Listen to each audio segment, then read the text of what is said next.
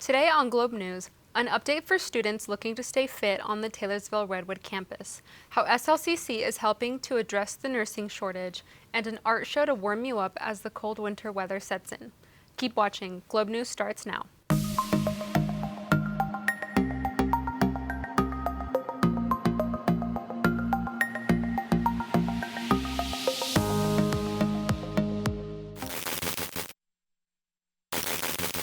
Welcome to today's episode of Globe News. I'm Ariana Garcia. And I'm Spencer Tracy. First up, an update on the ongoing repairs taking place at the Lifetime Activity Center at the Taylorsville Redwood campus. Repairs continue following flooding caused by a water line break on October 17th. The flood caused significant damage to the LAC, requiring a flooring replacement and electrical repairs that are still underway in the north wing of the building. To help students stay active, SLCC introduced a temporary weight and cardio room on November 7th. The equipment has been relocated to room 260 on the second floor of the LAC and will remain there until the restoration work is complete. Hours for the temporary facility are Monday through Thursday, 5:30 a.m. to 10 p.m., Fridays until 6 p.m., and Saturdays until 2:30 p.m. Classrooms located in the south wing of the building as well as the arena were reopened on November 3rd. For ongoing updates on the repairs, visit slcc.edu/recreation. In other news, Utah is facing one of the toughest nursing shortages in the country. Nurse staffing is facing high turnover rates. One SLCC nursing student says the solution may start with teamwork and the patient care education offered at SLCC. Our reporter, Ashley Orduna, has more. Utah has one of the worst nurse-to-patient ratios in the nation. According to nursejournal.org, there are only 7 nurses for every 1,000 people in the state. That shortage is tied to a high turnover rate, with a major contributor being burnout. 56% of nurses experience burnout due to the exhaustive nature of the profession. Chandler Anderson, a certified nursing assistant who is in their second semester as a nursing student at SLCC, said that one key factor to easing nurse burnout is camaraderie within nursing units. Anderson explains that when techs, CNAs, and registered nurses share their different skill sets, they can manage tasks and help patients more effectively. Anderson said that some of the biggest qualities within the nursing profession are camaraderie, patience with coworkers, and communication. These qualities assist in fostering an environment that supports staff and patients. Nurse burnout is really tough because especially there are times where units they don't have like the best camaraderie, and so it's difficult because nurse burnout doesn't only affect just the nurse to the patients, it's nurse to nurse.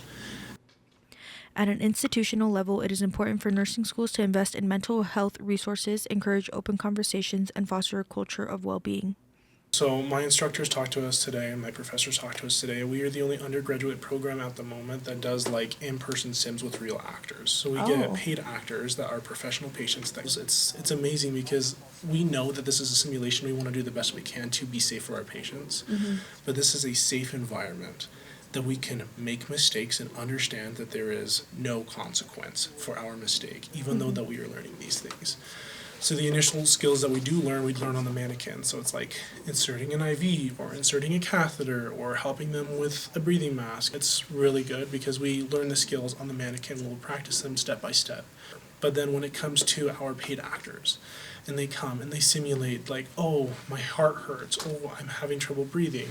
And we can sit there with those actors and learn how a real patient would react to our genuine reaction of that patient. In 2024, SLCC reported that 90% of nursing graduates found employment after graduation. But the industry continues to face retention problems. A report done by Medicare.gov found that with a turnover rate of more than 60%, 604 out of 1,000 nursing staff members will leave the industry by next year, leading to a shortage of new nursing staff to replace the retiring workforce.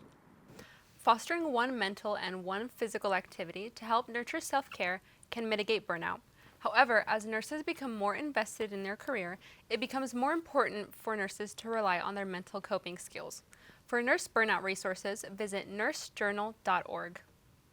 As the semester draws to a close, let's find out what's happening with a few final events this semester. There's an end of the semester student film screening being held on the South City campus multi-purpose room on Friday, December 12th from noon to 9 p.m. Stop by to see student film projects and participate in discussions. Also at South City campus, don't miss seeing the Rick Graham retrospective exhibition on display on the LED wall in the Edna Runswick Taylor foyer.